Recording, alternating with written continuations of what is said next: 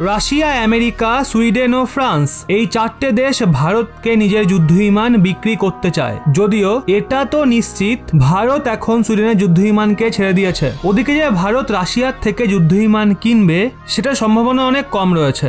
এক্ষেত্রে ফ্রান্স ও আমেরিকার যুদ্ধবিমান মুখ্য দাবিদারগুলোর মধ্যে সামিল রয়েছে, কিন্তু তাও রাশিয়া ও সুইডেন নিজের যুদ্ধবিমানের জন্য ভারতকে প্রস্তাবিত থাকে। যদিও এই সমস্ত দেশের প্রস্তাবে একটা কথা কমন, এই সমস্ত দেশ মেক ইন ইন্ডিয়া কার্যক্রমের দরুন যুদ্ধবিমান নির্মাণের জন্য তৈরি রয়েছে, কিন্তু টেকনোলজি ট্রান্সফারকে নিয়ে অসামঞ্জস্য পরিস্থিতি হয়ে রয়েছে। আর একবার রাশিয়া পুনরায় নিজের অত্যাধুনিক যুদ্ধবিমান MiG-35 এর প্রস্তাব ভারতকে দিয়েছে। ওদিকে রাশিয়ান যুদ্ধবিমান নির্মাণকারী কোম্পানি বলেছে যদি ভারত রাশিয়ার MiG-35 কে কেনে তো রাশিয়া MiG-35 এর 60% টেকনোলজি দেওয়ার জন্য তৈরি রয়েছে। কিন্তু এখন ভারত এই বিষয় নিয়ে এমন জবাব দিয়ে দেয় যা রাশিয়াই নয় বরং যুদ্ধবিমান নির্মাণকারী সমস্ত দেশকে চমকে দেয়। অ্যাকচুয়ালি ভারত জবাব দিয়েছে যে ধরনের টেকনোলজি আর যত টেকনোলজি ভারতকে দেওয়ার কথা বলা হচ্ছে সেটা হয় ভারত বানিয়ে ফেলেছে, নয়তো বানিয়ে ফেলার একদম শেষ পর্যায়ে রয়েছে। এক্ষেত্রে ভারত এই টেকনোলজির প্রস্তাবের সঙ্গে এগোবে কি করে,